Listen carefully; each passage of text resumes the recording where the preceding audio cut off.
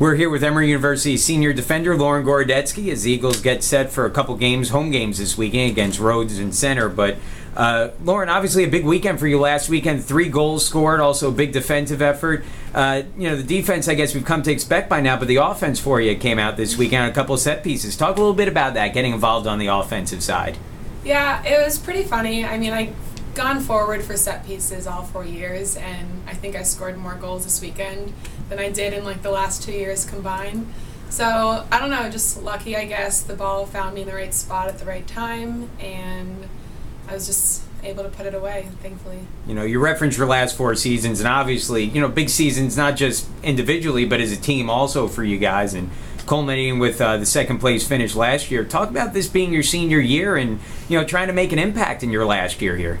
Yeah, I mean, it's something I don't like to talk about too much, being the senior year, but really, we're just trying to move forward, and last year was amazing, and I know from our senior class especially, we want to leave on that high note and just go with the best finish ever.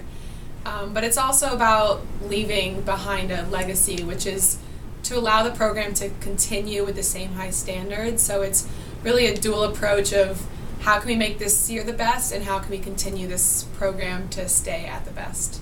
I imagine one of your goals this season is going to be to win a UAA championship, and obviously UAA tough as ever. Play is kind of right around the corner here, though.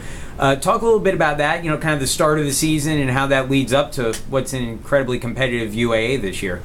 Yeah, I mean, it's amazing, especially coming off last year with 4 UAA teams in the final 8. I mean, all these region games are so important for us of placing in the region and getting wins in our column, but we are all so excited for UAA to begin because we know that just takes the intensity to a whole new level, and I think it'll just be really exciting. We're still trying to put things together, and we really hope that's the time when just everything will fall into place and will come out better than ever.